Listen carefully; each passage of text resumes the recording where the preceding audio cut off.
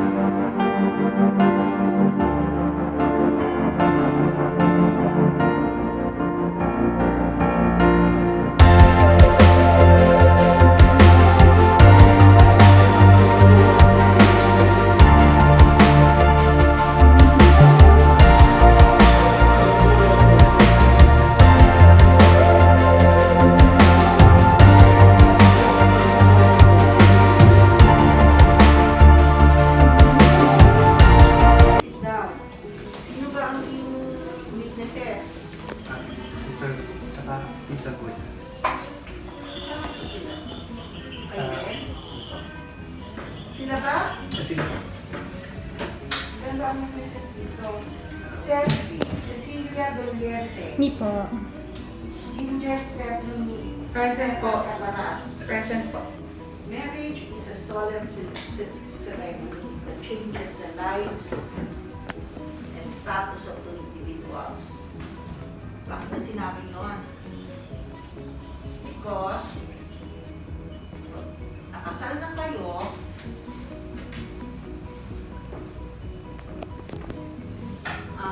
talagang magbabago. There will be a lot of changes in your lives because you will no longer live in your separate family homes. You will be living together, and most very special, especially as I said, your status will be changed. Danielle, you will no longer be called Miss Danielle, you will be called Mrs. Mrs. of Benson. So you will be called after this, after the ceremony, you will be called Mrs. Remo. Benson, though you will still be Mr. Remo, doesn't mean na you will be addressed as a single person because you have a lot of obligations. As I said before you march, we had a face-to-face discussion about what will happen after the marriage, after this ceremony. So, talagang there will be a lot of changes, and after this will mark the beginning of your marriage life.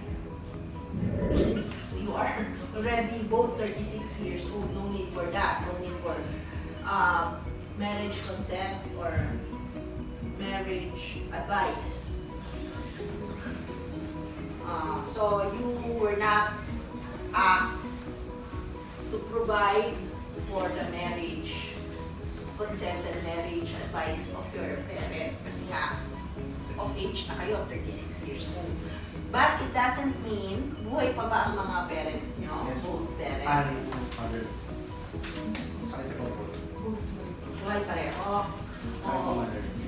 It doesn't mean that although your parents' consent or advice were not asked, kailangan pa rin ng guidance from your parents. You always need, everybody needs the guidance. Kahit na nga 80 years old, kung meron siyang nanay na 100 years old diba? That person seeks the advice, consent of his parents. So, guidance pa rin ng parents. Basically, ano ba mga obligation? What are the obligations of a married couple? There are 3 basic obligations of the married couple. The couple's obligation is to live together. Number 1, live together, observe mutual respect. And number 3, fidelity. Ano ba yung fidelity? Dito laging nakapalpak itong fidelity means faithfulness. Yan. Hindi sumasa kabilang bahay. Live together, ibig sabihin, talagang kailangan ninyong magsama. Number 2, not because you are married, you will not be respectful to each other. Things, all that you acquire before and after the marriage shall form part of the absolute community property of the married couple. So, halos lahat yan, yung meron siya, akin, yung meron ako, sa kanya. Except for personal properties, yung mga, marami yan inheritance, pero yung expression of free consent. Presty Daniel, did you come here of your own free will to be bound in marriage to Benson? Yes, Your Honor. Benson, did you come here of your own free will to be bound in marriage to Presty Daniel? Yes, Your Honor. Okay. You take upon yourself the duties of the marriage, state your own free will and voluntary deed. We do, We do, Your Your Honor. Oh. Presty Daniel, do you take Benson, here present, to be your lawful husband, and will you give yourself to him as his wife? I do, Your Honor. Okay, Benson, do you take Presty Daniel, here present, to be your lawful wife, and will you give yourself to her as her husband? I do, Your Honor. Okay.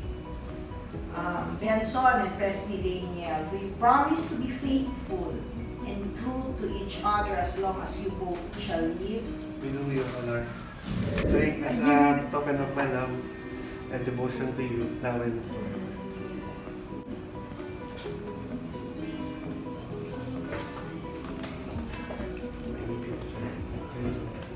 Benson, I give you this ring as a token of my love and devotion to you now and forever. I promise that I will love you forever. Di namin narinig eh. And Wala na nakasweet-sweet I yan. hope that you'll do the same. Thank you for loving me and for taking care of me. And you're gonna be my forever. Bakit sa akin ka nakatingin? Presiding Judge of the Regional Trial Court Branch 66 of Makati, I now pronounce you Presney Daniel and Benson as man and wife. Oh. Now, do you witnesses? Presney Daniel and Benson have indeed freely exchanged marriage promises and are therefore so now bound in the bond of marriage. We do, Your Honor. We do, Your Honor. Conclusion. In behalf of the Republic of the Philippines, I wish you well. Daniel and Benson, I wish you God's blessing and I urge you who represents the community to accept them as a new couple in our community and to support them with your love and concern. Oh, you may now kiss the bride.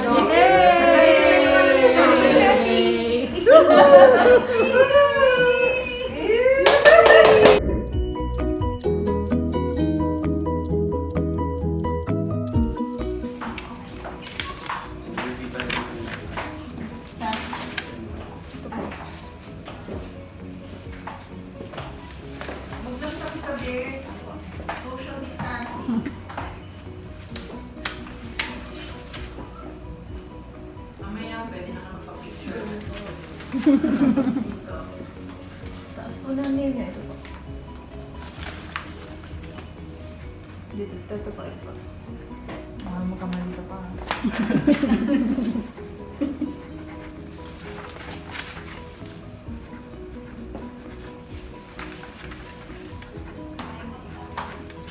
Witnesses po.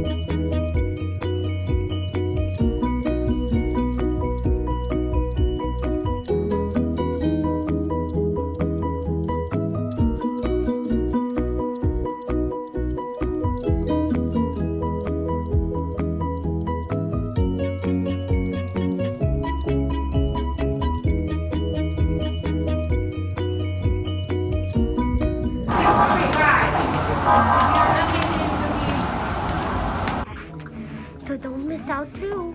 Bye.